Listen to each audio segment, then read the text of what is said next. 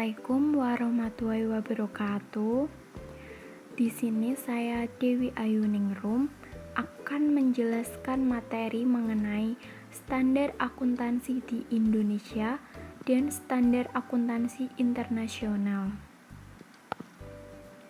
Pertama-tama, kita akan membahas mengenai pengertian SAK. Nah, SAK sendiri ini merupakan singkatan dari Standar Akuntansi Keuangan, di mana pengertiannya adalah prosedur pembuatan laporan keuangan yang menjadi aturan baku penyajian informasi keuangan suatu perusahaan. Standar akuntansi keuangan di Indonesia sendiri ini mengacu pada teori skala global, yakni International Financial Reporting Standard atau IFRS. SAK berbasis IFRS ini berlaku efektif sejak tahun 2014. Yang selanjutnya kita akan membahas mengenai jenis-jenis SAK. Adapun 4 macam jenis SAK yang berkembang di Indonesia, yaitu yang pertama, PSAK IFRS, yang kedua, SAK etap, yang ketiga PSAK syariah, dan yang keempat SAP. Di sini saya hanya akan membahas 3 jenis SAK, yaitu SAK etap, PSAK syariah, dan SAP. Nah, khusus untuk PSAK IFRS nantinya akan dijelaskan oleh rekan saya yang lainnya. Yang pertama, kita mulai membahas tentang SAK etap. Pada poin pertama dijelaskan mengenai pengertian SAK etap, yaitu standar akuntansi keuangan untuk entitas tanpa akuntabilitas publik. Nah, entitas tanpa akuntabilitas publik yang dimaksud di sini adalah entitas yang tidak memiliki akuntabilitas publik signifikan dan menerbitkan laporan keuangan untuk tujuan umum bagi pengguna eksternal. Pengguna eksternal yang dimaksud bisa pemilik yang tidak terlibat langsung dalam pengelolaan badan usaha ataupun kreditor. Poin kedua, etap merupakan hasil penyederhanaan standar akuntansi IFRS yang meliputi tidak adanya penilaian untuk aset tetap, aset tidak berwujud, dan laporan laba rugi yang komprehensif. Jadi, standar akuntansi IFRS yang disederhanakan juga meliputi tidak adanya pilihan menggunakan nilai revaluasi atau nilai wajar, serta tidak ada pengakuan liabilitas dan aset pajak tangguhan karena beban pajak diakui sebesar jumlah pajak menurut ketentuan pajak. Pada poin ketiga dibahas mengenai manfaat SAK etap, yaitu ada 4. Yang pertama, kemudahan penyusunan laporan keuangan. Penyederhanaan PSAK yang dilakukan oleh SAK etap sangatlah memudahkan bisnis UKM atau usaha kecil menengah untuk membangun penyusunan laporan keuangan. Laporan keuangan ini juga dapat digunakan oleh UKM untuk menentukan sikap sebelum mengajukan pinjaman. Yang kedua, lebih sederhana. Standar akuntansi ini dinilai lebih sederhana karena sebagian besar siklus akuntansinya menggunakan konsep biaya historis.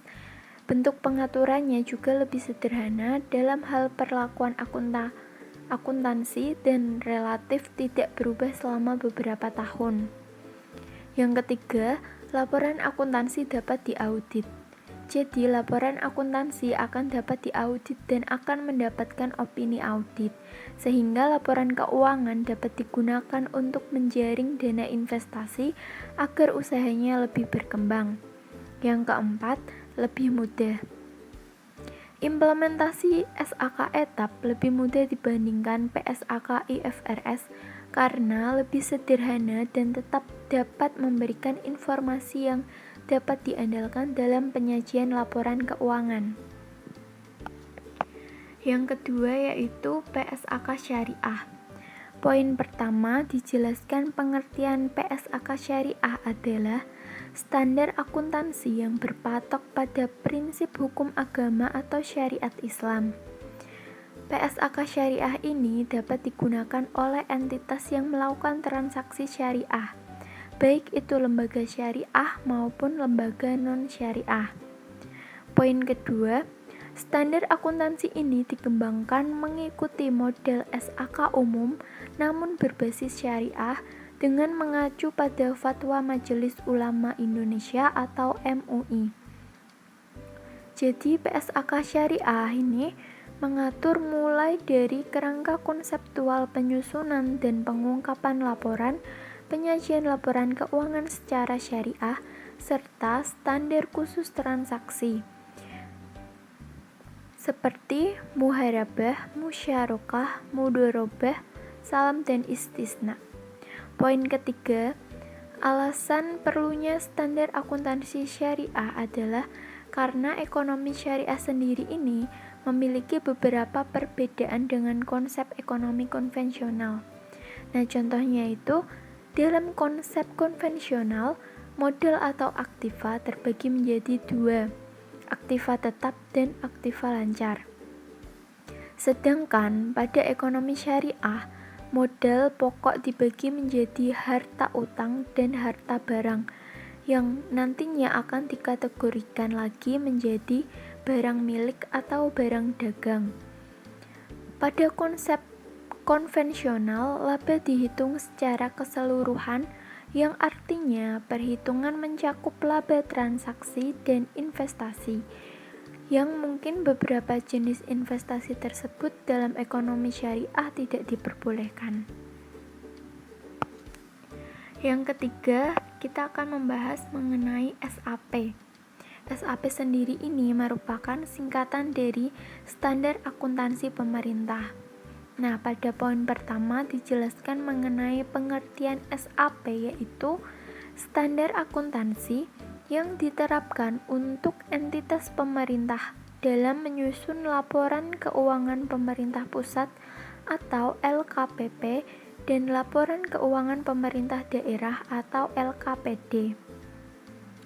Nah, laporan keuangan pokok menurut standar akuntansi pemerintah ini adalah laporan realisasi anggaran, neraca, laporan arus kas, dan catatan atas laporan keuangan.